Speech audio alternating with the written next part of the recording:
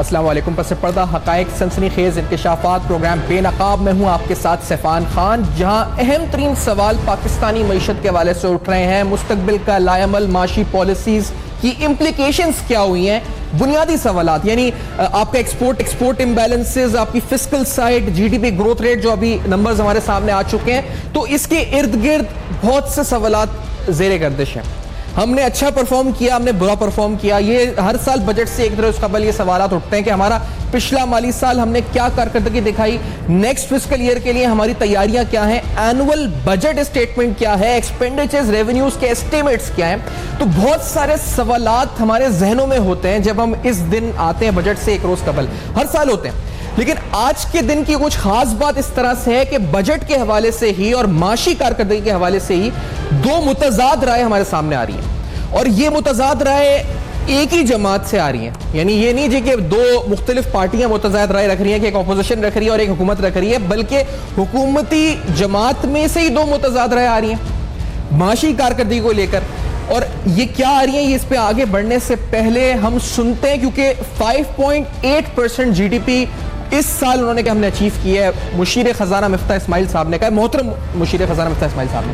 और 6.1% एसर इकबाल साहब के मुताबिक हो सकती थी अगर पॉलिटिकल अनसर्टेनिटी इस मुल्क में ना होती, और अगर आप जो है वो इसमें से वो निकालते तो ये 6.1%, और मैनिफेस्टो जो था नून लीग का वो 6% का था, तो उससे थोड़ी थोड़ी आसपास 5.8% रही है। तो जनाब मिफ्ता इस्माइल साहब, जनाब एहसन इकबाल साहब की प्रेस कॉन्फ्रेंस इकोनॉमिक सर्वे के हवाले से जब नंबर्स पेश किए गए तो उनकी जानिब से जो कहा गया उसका छोटा सा एक आप इसमें से देखेंगे रेफरेंस हमने निकाला है, जरा ये सुने उनकी जानिब से कहा क्या गया। Let's hear this first. जिस साल हम आए थे उस साल एफबीआर का रेवेन्यू 1946 अरब रुपए था, जो कि 8.7% था जीडीपी का। इस साल हमारी उम्मीद है और इनफैक्ट तवक्को है कि कम से कम 3935 बिलियन रुपीस होगा, जो कि डबल से भी ज्यादा है, और 11.1% तकरीबन होगा जीडीपी का। तो तकरीबन हर स्टेटिस्टिक में, चाहे वो जीडीपी ग्रोथ हो, इन्फ्लेशन हो, डेफिसिट हो, हमने बेहतरी करी है। और ये चीज़ करना बहुत ही मुश्किल है कि हम जीडीपी ग्रोथ भी बढ़ा रहे हैं और फिस्कल स्टिमुलस भी कम कर रहे हो, यानी कि इसका मतलब है कि हम डेफिसिट भी कम कर रहे हो, जीडीपी ग्रोथ भी बढ़ रही है और इन्फ्लेशन को भी कंट्रोल में रखा हो। लेकिन अल्लाह ताला के फजल करम से ये हो गया, मुमकिन हो गया। ये सब हो गया 5.8%। हम तो चाहेंगे कि हमारे मुल्क में माशी तरक्की की रफ्तार 5.8 क्या और ज़्यादा हो, डबल डिजिट्स में आए, एंड वी वांट दैट। हम चाहते हैं, ये हमारा दिल से हमारी अच्छी नीयत के साथ ये ख्वाहिश है। लेकिन इस स्टेज को सेट किसने किया इस इकोनॉमिक ग्रोथ रेट के, यानी ये दावा कि ये ग्रोथ रेट की जो ट्रेजेक्ट्री है, यानी पाकिस्तान एक जिन नंबर्स में पाकिस्तानी ग्रोथ रेट था उन नंबर से 5.8% तक का सफर जो रहा, यानी आज अगर ये दावा किया जा रहा है कि हमारी वजह से 5.8% हुआ है जीडीपी ग्रोथ रेट, ये माशी टीम कर रही है, तो यही दावा दरअसल साबिक वजीर खजाना इसहाक डार साहब कर रहे हैं कि उनकी वजह से हम यहां तक पहुंच चुके हैं। यानी ये इस इकोनॉमिक टीम ने आकर बकौल उनके आगे थोड़ी देर पहले उनका पूरा किया था, तो जो इमारत उन्होंने सेट की थी, जो बेस उन्होंने सेट की थी इसहाक साहब ने, इनके फैसलों से जो मैं समझ पाया इसहाक साहब की गुफ्तगू, तो उल्टा नेगेटिव इंपैक्ट पड़ा है उस इमारत के ऊपर, उस बेस के ऊपर। और इसहाक साहब की गुफ्तगू अगर आप सुने तो उन्होंने अपनी कारकर्दगी बताई कि उन्होंने किस तरह ये स्टेज सेट किया था, जो आज हम 5.8% की ग्रोथ की आज जो बात हो रही है, इस एस्टिमेट की जो रिलायबिलिटी पर भी आएंगे। लेकिन लेट्स हियर दिस फर्स्ट के इसहाक डार साहब ने कुछ देर कबल अब तक को इंटरव्यू दिया, उनकी जानिब से कहा क्या गया, ये जरा सुनिए। पाकिस्तान की मईशत 2013 में इसको डिफॉल्ट की अंदिया दिया जा रहा था सारी दुनिया में, तमाम पाकिस्तान से कारोबार बंद किया होता, world bank, IMF, Asian development bank, IFC, IBRD वगैरह वगैरह। लेकिन इनमें किसी के साथ भी इसका ये जो मामला था वो ठीक नहीं था। दिसंबर 17 में जो आपने ब्लूमबर्ग में पढ़ा होगा कि उसमें कोट हुआ था कि पाकिस्तान रुपी was Asia's most stable currency since 2014 until recent weakness. आपकी इकोनॉमी 4 साल में कहां से कहां चली गई, और वो मैं नहीं कह रहा, वो आपकी जो इंटरनेशनल अदारे थे वो उन्होंने उसको रिकॉग्नाइज किया, आपकी इकोनॉमी एक जो यानी फायदा हुआ और आपकी इकोनॉमी जहाँ गई, तो वो तो एक रिकॉर्डेड सारी चीजें हैं। रिकॉर्डेड सारी चीजें हैं। तो जनाब मिफ्ता इस्माइल साहब, यकीनी तौर पे आपने संभाला, जिस तरह भी संभाला वो आपने अपनी इकोनॉमिक मैनेजमेंट अपनी एक्सपर्टीज से किया, लेकिन बकौल इसहाक डार साहब स्टेज सेट किया 4 साल तक जो रफ्तार इकोनॉमिक तरक्की की, माशी तरक्की की रही, उसको किस तरह यहां तक लेकर आए। और फिर उन्होंने पब्लिकेशंस का नाम लिया, दीज आर ग्लोबल पब्लिकेशंस, उनका नाम लेके वो कोट कर रहे हैं कि उधर ये आया कि किस तरह पाकिस्तानी इकोनॉमी ने टर्न आउट शो किया। तो आज अगर ये कहा जाए जी कि सारा सहरा हमारे यहाँ शौक होता है लोगों को, तो ये आप ही के इसहाक डार साहब की फरमान है जी कि उन्होंने किस तरह से इसको टर्न अराउंड किया था। तो ये बात बताना जरूरी है जी कि पहले क्या हुआ था और आज जो दावे हो रहे हैं वो क्या हैं। लेकिन इसके बाद आखिर जो बेस सेट हुई थी, आप रुपी डॉलर की देख रहे हैं, जो बेस सेट हुई थी उस पर इसहाक डार साहब ने क्या कहा कि जो बेस सेट की थी उन्होंने, जिस तरह स्टेबल रखा था करेंसी को, उस वैल्यू करने से नुकसान क्या हुआ जो मौजूदा माशी टीम पर सरासर उनका पॉलिसी डिसीजन है, और वो उसके पीछे जो भी फैक्टर्स हो अपनी जगह, लेकिन ये मौजूदा हुकूमत का पॉलिसी डिसीजन था। और इसहाक डार साहब ने तनकीद करी इस मामले के ऊपर, खुलकर तनकीद करी। उनके अल्फाज क्या थे, जरा ये सुने। डिवैल्यूएशन मुल्की मुफाद में ऑब्वियसली नहीं होती। एक स्टेबल करेंसी जो है उसके बहुत फायदे होते हैं, और आपने देखा कि पाकिस्तान की जो करेंसी की पैरिटी थी डॉलर के अगेंस्ट 2013 में जून में वो 100 रुपए से नीचे थी, करीबन 99। अब जब डिवैल्यूएशन होती है तो उसके अब यानी जो बेनिफिशियरी हैं वो एक्सपोर्टर जिसको चाहिए वो तो मिल गया उनको जी। अब उसके बाद तो कोई वजह मुझे नजर नहीं आती कि डिवैल्यूएशन क्यों हो, क्योंकि इसके जो मनफी असरात हैं वो काफी ज्यादा हैं। क्योंकि अगर आपका 1 रुपया डिवैल्यू होता है तो करीबन 80 अरब का अभी तक, यानी 800 अरब रुपए से 1000 अरब हमारा पब्लिक डेट जो है फॉरेन पोर्शन, वो पाकिस्तान रुपीज में हमारा डेट बढ़ गया है। दूसरा आपकी 42 बिलियन डॉलर की इंपोर्ट है, और उसमें पब्लिक सेक्टर भी है, प्राइवेट सेक्टर भी है, तो उसके ऊपर ये जो आपके 13 रुपए है तो 500 रुपए इसमें नुकसान हो गया। यानी ये हर एक को इसका एक कीमत अदा करनी होगी।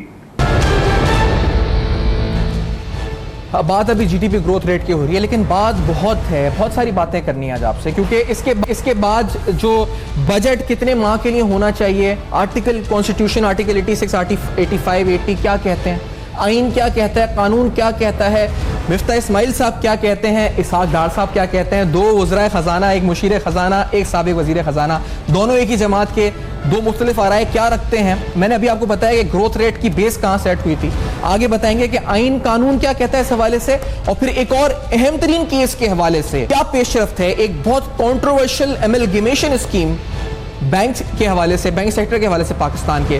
Will give you the latest updates on this. इस ब्रेक के बाद बेनकाब में मेरे साथ रहिए।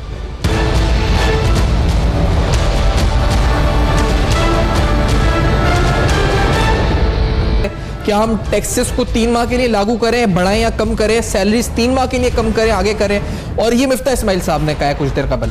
लेकिन इसहाक डार साहब ने क्या कहा है वो आपको सुनवाते हैं। उनकी जानिब से कहा गया जी कि वो अगर वजीर खजाना होते तो बजट 2 माह का पेश करते। लेट्स सी इसहाक डार साहब ने जो कहा है। बिल्कुल, आइन में आर्टिकल 85 में ये मौजूद है कि national assembly in advance up to 4 months, up to 4 महीने जरूरी नहीं है, 2 महीने भी हो सकते हैं, 3 भी हो सकते हैं, 4 भी हो सकते हैं। देखें, मेरी जाती राय पूछें, ये पीएमएलएन या गवर्नमेंट की बात मैं नहीं कर रहा, वो अगेन प्रूडेंस उनकी जो भी होगी, उनका प्रोगेटिव भी है, और उनकी प्रूडेंस होगी जो भी उन्होंने फैसला किया है कैबिनेट ने। लेकिन 31 मई को रफली ये खत्म हो जाएगा टेन्योर इस गवर्नमेंट का जी। और आइन के तहत ये 60 दिन में इलेक्शन करवाने मैंडेटरी हैं 31 जुलाई तक। और क्योंकि ये टेन्योर पूरा होगा, और टेन्योर पूरा होने से पहले अनाउंस की जाए तो फिर वो 90 दिन होते हैं। तो एक महीना आप दे कह ले कि गवर्नमेंट बनने में, असेंबली कॉल करने में मैक्सिमम, तो ये मेरे नजदीक तो 4 महीने में नहीं, 2 महीने का एक्सपेंडिचर इन एडवांस अप्रूव करना चाहिए। अच्छा, लेकिन ये मेरा जाती राय है। अगर मैंने फैसला करना होता तो मैं 2 महीने का फैसला करता और 2 महीने का एक्सपेंडिचर अप्रूव करता। अब ये कौन घुत्ती सुलझाए कि कानून आइन क्या कहता है। तो ये चलते हैं और मारूफ कानून और आइनी माहिर आबिद जुबैरी साहब हमारे साथ प्रोग्राम में मौजूद हैं। खुशी तौर पर आबिद जुबैरी साहब, आपका बहुत शुक्रिया, आपने ज्वाइन किया। सर, ये कन्फ्यूजन है, ये लीगल कन्फ्यूजन है, आइनी कन्फ्यूजन है, क्लियर करें इसको। ये इसहाक डार साहब, आपने सुना वो कहते हैं आइन में 4 माह की इजाजत है बजट पेश करने की। मिफ्ता साहब कुछ और हमें बता रहे हैं। आखिर हो क्या रहा है, क्या सही है क्या गलत है? बिस्मिल्लाहिर्रहमानिर्रहीम, बहुत शुक्रिया आपका मुझे प्रोग्राम पे बुलाने का। देखिए, आर्टिकल 80 से 86 तक बजट से डील करता है कॉन्स्टिट्यूशन का। उसके अंदर आर्टिकल 80 कहता है कि federal government budget next financial years के लिए ला सकती है, लेकिन ये गवर्नमेंट का फाइनेंशियल ईयर शुरू होता है 1 जुलाई से और ये फाइनेंशियल ईयर ख़त्म होगा 30 जून पे। तो इस गवर्नमेंट की तो टाइम ही नहीं है। 31 मई को अभी आप इसहाक डार साहब कह रहे थे कि ख़त्म हो जाएगी ये गवर्नमेंट, तो इनकी ये गवर्नमेंट अगले साल का बजट तो दे ही नहीं सकती। वो फिर आर्टिकल 85 की बात कर रहे थे कि एडवांस वो गवर्नमेंट नहीं कर सकती, वो नेशनल असेंबली एडवांस में कर सकती है, लेकिन उसके लिए प्रोसीजर जो होगा वो सारा 82, 83, 84 का फॉलो करना पड़ेगा। अब मुझे नहीं पता कि गवर्नमेंट के पास वो प्रोसीजर है कि वो कर लें, क्योंकि वो 82, 83, 84 का करेंगे तो ये नेशनल असेंबली पास कर सकती है 4 महीने तक बजट। अच्छा, नहीं तो जुबैर साहब, इसका मतलब कि 4 महीने का नेशनल असेंबली ऑथराइज एक्सपेंडिचर्स कर सकती है 4 माह के लिए, इससे ज्यादा नहीं कर सकती। एडवांस जी नहीं कर सकती, एडवांस कर सकती है, लेकिन प्रोसीजर उनको 82 वगैरह का ही फॉलो करना है, जो पहला प्रोसीजर है कि पार्लियामेंट का जो अपना तरीकाकार है बजट पास करने का। अच्छा, वो मैंडेटरी है।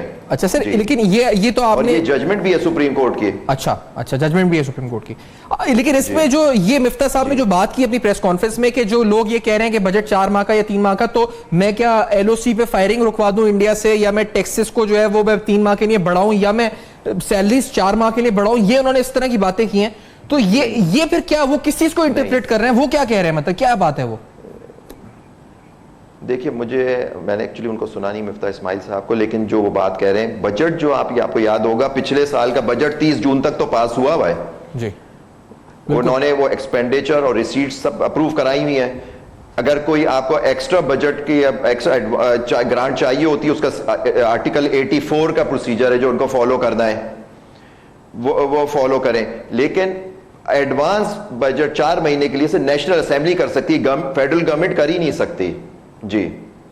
अच्छा, तो सर ये आपको लगता है अगर ये कर ही नहीं सकती और फिर ये तो मामला मतलब हो ही नहीं सकता, तो क्या ये जो अनसर्टेनिटी इसके इर्द गिर्द वैसी हम पाकिस्तान में सुनते रहते हैं कि शायद कोई केयर टेकर सेटअप और ये इस तरह की बातें, प्रोलॉन्ग गवर्नमेंट, टेक्नोक्रेट सेटअप, ये सारी बातें, तो ये इस तरह की टेक्नोक्रेट्स नहीं, ये अनसर्टेनिटी से ज्यादा बढ़ती नहीं आपको लगती है इस बात? जी नहीं, देखिए 31 मई को, जैसे इसहाक डार साहब फरमा रहे थे कि 31 मई को इस पार्लियामेंट का टेन्योर पूरा हो जाएगा, उसके बाद केयर टेकर सेटअप आ जाएगा। बिल्कुल, उसके लिए आर्टिकल 86 है कॉन्स्टिट्यूशन का, वो उसमें लिखा हुआ है कि फेडरल गवर्नमेंट जब असेंबली डिसॉल्व हो जाए उसके बाद वो 4 महीने तक फेडरल कंसोलिडेटेड फंड से पैसे ले सकती है गवर्नमेंट चलाने के लिए। अच्छा, तो वो केयर टेकर सेटअप में भी चीज अकाइन के अंदर वो प्रोवाइडेड है जी। सही है। तो आपसे अगर मैं सिंपली ये पूछूं आबिद जुबैर साहब, अभी अगर एक एज अ व्यूअर, एक एज अ लेमैन, कि अभी आपने दोनों को, आपने मिफ्ता साहब को तो सुना नहीं, लेकिन मैंने आपको कोर्ट जो अल्फाज किए, मतलब वो ये कह रहे थे कि बजट हम जो पेश कर रहे हैं ये सब बातें, और इसहाक डार साहब को भी आपने सुना, तो इनमें सही कौन है गलत कौन है? बजट को कर ही नहीं सकते, फिर नहीं कर सकते। मैं देखिए इसहाक डार साहब की बात से मैं मुत्तफिक हूं। अच्छा, वो आर्टिकल 85 की जो तशरीह कर रहे थे मेरे हिसाब से वो सही है, लेकिन उसमें एक बात उनको बावर कराना चाहता हूं कि वो 82 वगैरह का जो प्रोसीजर है बजट पास करने का, वो नेशनल असेंबली को अडॉप्ट करना होगा। फिर इसके अंदर देखिए, उसके अंदर होता है फिर कंडक्ट ऑफ बिजनेस रूल्स हैं 2007 के नेशनल असेंबली के, उसके अंदर आपको एस्टिमेट सब चीजें देनी होती हैं, उस पर डिबेट होती है और फिर नेशनल असेंबली वो पास करती है। तो प्रोसीजर आपका सारा दिया हुआ है और कंडक्ट ऑफ रूल्स 2007 के साथ मिला के आपको पढ़ना पड़ेगा जी। बिल्कुल सही। अच्छा आबिद जुबैर साहब, एक और अहम बात है, वो है एक बड़ी कॉन्ट्रोवर्शियल एमलगेमेशन स्कीम के हवाले से, और वो बड़ी अहम बात इस ब्रेक के बाद हम आएंगे तो आपके सामने रखेंगे कि इसहाक डार साहब से हमने सवाल पूछा उस बारे में, तो आप क्या था, और सिंध हाईकोर्ट का रीसेंट जजमेंट क्या है, जिसमें आबिद जुबैरी साहब खुद इस वक्त वकील है। तो वो अहम तरीन कॉन्ट्रोवर्शियल डील क्या थी और उस पर क्या मामला बेनकाब हुआ है, इस ब्रेक के बाद करेंगे बेनकाब। मेरे साथ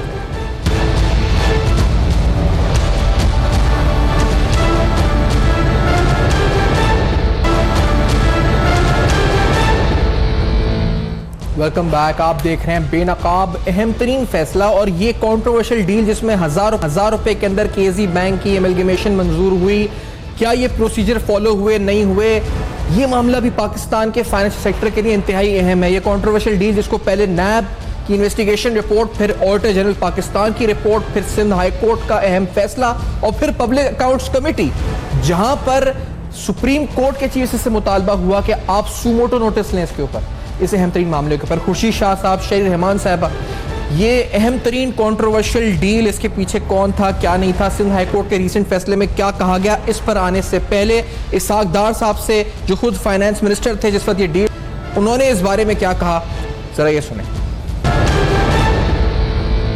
ये स्टेट बैंक का डोमेन है जी। स्टेट बैंक का सारा काम है, वो एक फाइनल जब फैसला करते हो तो एक पॉलिसी अप्रूवल लेते हैं, that's all, which is more like a formality. तो इसलिए ये जो चीज है ये असूलों के मुताबिक है, रिकॉर्ड मौजूद है, लोग मौजूद हैं, उस वक्त की टीम भी मौजूद है, अब की भी टीम मौजूद है। इसमें किसी को फेवर देना खुदा ना खास्ता या किसी को अकोमोडेट करना ये ना कभी किया है ना इंशाल्लाह कभी होगा।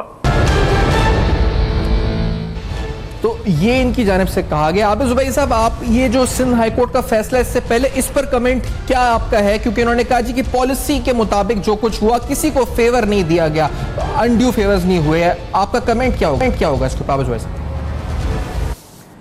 देखिए, मोहतरम इसहाक डार ने जो कहा है मैं बिल्कुल उससे मुत्तफिक नहीं हूँ। ये एक बहुत बड़ी चोरी हुई थी इस मुल्क में। लोगों के शेयर 1000 रुपए में उन्होंने बैंक बेच दिया, और वो भी एक ऐसे बैंक को बेचा, बैंक इस्लामी, जो हमारा केस था कि जिसकी खुद फाइनेंशियल पोजीशन बहुत ख़राब थी। और आप देखिए, स्टेट बैंक ने पहले मॉरेटोरियम लगाया गया, उसकी फिर उसकी स्कीम बनाई, स्कीम फेडरल गवर्नमेंट ने अप्रूव की। ये कहना कि जो फॉर्मेलिटी थी, ये भी कानूनन गलत बात है। सिंध हाई कोर्ट ने होल्ड किया है कि स्टेट बैंक ने बिल्कुल गलत किया। उन्होंने पहले टाइम नहीं दिया ऑब्जेक्शंस फाइल करने का, फिर उसके बाद उन्होंने प्रोसीजर जो सेक्शन 47 का है उसको फॉलो नहीं किया, और इसकी वजह से वो सारी जो डील थी वो सही नहीं थी। फिर सबसे खास बात, जो ऑडिटर्स रिपोर्ट थी वो नहीं दिखाई गई किसी को, वो कोर्ट में एक बंद लिफाफे में आई और वापस चली गई है। अब उनको दिखानी पड़ेगी जो उन्होंने कहा। तो ये बिल्कुल एक फ्रॉडुलेंट डील थी। उस जमाने के गवर्नर स्टेट बैंक इसमें इन्वॉल्व थे, और आप देखिए, हमने अदालत में हमने साबित किया कि एक कमजोर बैंक इस्लामी को ये बैंक दे दिया गया, जिसको खुद स्टेट बैंक ने 20 अरब रुपए दिए। अब ये जो पब्लिक अकाउंट्स कमेटी ने अभी फाइंडिंग दी है कि उसकी वजह से 3 से 4 अरब रुपए का इस मुल्क को नुकसान हुआ, और इसहाक डार साहब फरमाते हैं कि ये बिल्कुल सही हुआ है। आप देख लिए, फिर नैब इसमें इन्वॉल्व है, नैब इंक्वायरी के बाद इन्वेस्टिगेशन स्टेज पे आ गई है। अब इस सारी की इन्वेस्टिगेशन हो रही है। अब उसके बाद क्या होता है, कोई रेफरेंस फाइल होता है, जनाब वतरा साहब जो वहाँ के स्टेट बैंक के गवर्नर थे या और लोगों के खिलाफ वो। अच्छा, हाई कोर्ट ने हमारी बात यहां तक तो मान ली कि ये डील जिस तरह से किया गया सही नहीं था, लेकिन उन्होंने कहा कि अब टाइम बहुत गुजर गया है, इसलिए हम इसको रिवर्स नहीं करेंगे। और उन्होंने एक मैकेनिज्म मुरतब कर दिया कि जी हम स्टेट बैंक के पास जाएं, वो ही हमारी सुनवाई करेगा, वो देखेगा, हमें ऑडिटर्स रिपोर्ट दिखाएगा, और उसके बाद वो फैसला करेगा कि ये हमारी वैल्यू स्टेशन सही थी या नहीं। ये हम इसके कुछ हिस्से से मुत्तफिक हैं फैसले से, कुछ से नहीं है। और इंशाल्लाह हम इस चोरी को, जो मैं समझता हूँ चोरी को जो की गई है और इस मुल्क को इतना बड़ा नुकसान पहुंचाया गया है, इसको हम अदालत सुप्रीम कोर्ट में चैलेंज करेंगे, और हम क्या करने जा रहे हैं, चैलेंज करने। और नैब को मेरी दरख्वास्त है, नैब से जो इन्वेस्टिगेशन कर रहा है और उन्होंने कहा है कि ये गलत हुआ है, वो भी अपना काम ड्यूटी पूरी तरह से करें, ताकि जो लोगों के शेयर्स के मजाक हुआ है और उनको लूटा गया है, वो उसका अजाला हो सके। लेकिन साहब, ये जो वैल्यूएशन और ये तमाम चीज, ये रीवैल्यूएशन होगी मामले की, और फिर इस फैसले की रोशनी में यानी ये किस तरह से होगी, क्या प्रोसीजर क्या फॉलो किया जाएगा इस फैसले की रोशनी में, इम्पैक्ट क्या पड़ेगा? दिया है कि जी उन्होंने हाई कोर्ट मौजूद हाई कोर्ट ने ये कहा है कि 30 दिन के अंदर स्टेट बैंक नोटिस इशू करेगा। अच्छा। ऑडिटर्स रिपोर्ट डाली जाएगी जिसकी वजह से हम देखेंगे वैल्यूएशन वो सही हो या नहीं है, फिर सुनवाई होगी, उस पर वो एक रीजन ऑर्डर देंगे और अगर हम और उसका कंपनसेशन भी, क्योंकि स्टेट बैंक की गलती है, जबकि हम लोग हमारा कंटेंशन है कि स्टेट बैंक के अलावा बैंक इस्लामी भी इसमें शामिल है। अनफॉर्चुनेटली हाई कोर्ट ने हमारी इस बात से इत्तेफाक नहीं किया कि इसमें कई लोग शामिल हैं, जिसमें लोगों के हम दिखाएंगे जो आजकल गवर्नमेंट में मौजूद है, लोग उनका नाम नहीं लेना चाहता, उनके भी शेयर्स थे बैंक इस्लामी में। उन लोगों को सब ने मिल के ये एक साजिश की KSB बैंक को और उसको ले लिया 1000 रुपए में। आप बताइए, एक जिसकी अपने डिपॉजिट्स वगैरह इतने अरबों में डिपॉजिट्स थे, उसको 1000 रुपए में कर दिया गया। तो स्टेट बैंक के पास जाना, मैं समझता हूं अदालत का फैसला सराहों पे, लेकिन उसी अथॉरिटी के पास हमें भेज दिया गया है जो इस चोरी में शामिल है। और अगर हम उससे हम लोग खुश नहीं होंगे, फिर हम एक सिविल सूट फाइल करें जो कई सालों तक चलेगा। तो इस पोर्शन को हम लोग चैलेंज करेंगे सुप्रीम कोर्ट में इंशाल्लाह। लेकिन इसके बाद जो अहम तरीन डेवलपमेंट हुई आबिद जुबैर साहब, वो पब्लिक अकाउंट्स कमेटी का इजलास है जहां पर उन्होंने बाकायदा सुमोटो का मुतालबा किया है from the chief justice of Pakistan, honourable chief justice of Pakistan. उसको आप किस तरह से इंटरप्रेट करते हैं? उसमें शेरी रहमान साहबा और फिर उनके रिमार्क्स हैं जो कमेटी में, और फिर उनकी काफी हद तक नोक झोंक भी हुई है आपस में। उसमें उन्होंने किस तरह डिप्टी गवर्नर से जो बात की और फिर सवाल जवाब उठाए बहुत सारे, और इसको बहुत बड़ी कंट्रोवर्शियल डील करार दिया है। तो उसकी क्या आप समझते हैं कितनी मुस्बत थी पब्लिक अकाउंट्स कमेटी का इजलास? जी हाई कोर्ट ने भी इस फैसले में कहा है कि इन्होंने अपने स्टैट्यूटरी ड्यूटी को वायलेट किया है। स्टेट बैंक ऑफ पाकिस्तान ने ये बड़े सख्त अल्फाज इस्तेमाल किए हैं हाई कोर्ट ने स्टेट बैंक ऑफ पाकिस्तान के खिलाफ। और पब्लिक अकाउंट्स कमेटी में सारे क्योंकि अकाउंट्स पेश हुए, उन्होंने देखा कि 20 अरब रुपए एक कमजोर बैंक को दिया गया जिसमें हमें जम कर दिया गया था, और उसके बाद उसने जब 20 अरब दे दिए, उससे पाकिस्तान को 3 से 4 अरब रुपए का नुकसान हुआ। तो कोई अच्छा, एक और मैं आपको बताता चलूं, एक चाइनीज ऑफर थी इस बैंक के पास जी। उन्होंने कहा वो खरीदने को तैयार थे, बल्कि पैसा इंजेक्ट करने को तैयार थे। उनको ड्यू डिलिजेंस के लिए स्टेट बैंक ने 5 अरब रुपए मांगे, 5 अरब रुपए मांगे, वो भाग गए। सही, लेकिन आप देखिए डील को खुद ही स्कटल कर दिया इन्होंने। यानी इसहाक डार साहब का ये कहना है कि सब प्रोसीजर के मुताबिक हुआ है, ये सिंध हाई कोर्ट के फैसले के भी बरखिलाफ है अकॉर्डिंग टू यू, के जो सिंध हाई कोर्ट ने कह दिया है कि स्टैट्यूटरी ड्यूटी बिल्कुल बरखिलाफ है इस पर। उन्होंने कहा स्टैट्यूटरी ड्यूटी, स्टेट बैंक ने बिल्कुल अपनी स्टैट्यूटरी ड्यूटी वायलेट की है। उन्होंने अपने परफॉर्म, और दूसरी बात फाइनल फैसला, अब देखिए स्टेट बैंक के पास पावर होती है, सही, इसको आप अमेलगेमेट करें या रिकंस्ट्रक्ट कर दें। हमारा कंटेंशन था कि इसको रिकंस्ट्रक्ट भी किया जा सकता था इस बैंक को, वो 20 अरब उनको देने के बजाय हमें दे दिए जाते तो हम कर देते। सही। दूसरी बात, जब ये रिकंस्ट्रक्ट नहीं हुआ, फिर फाइनल फैसला हुकूमत पाकिस्तान का होता है, फॉर्मेलिटी नहीं होती। दे स्ट्रक्चर्ड डिस्क्रेशन कानून के हिसाब से सुप्रीम कोर्ट की हजारों अथॉरिटीज हैं जो कहती हैं कि discretion according to law and constitution, जो उन्होंने नहीं किया। वक्त इख्तिताम पर पहुंचे, आपका शुक्रिया अदा करूं। माहिराना राय शामिल आपकी हुई प्रोग्राम के अंदर आर्टिकल 86, 85 बजट और साथ साथ केजी बैंक की मुतनाज़ा डील के हवाले से। एक अहम बात आपने की कि बहुत से करंट सर्विंग गवर्नमेंट में इस वक्त लोग हो सकते हैं जिनके नाम, जिनकी शेयर होल्डिंग्स बैंक इस्लामी में या आगे इस मामले में थी, और उनको भी बहुत जल्द बेनकाब होना है। कब तक आखिरकार मामला ऐसी रहेगा नकाब में?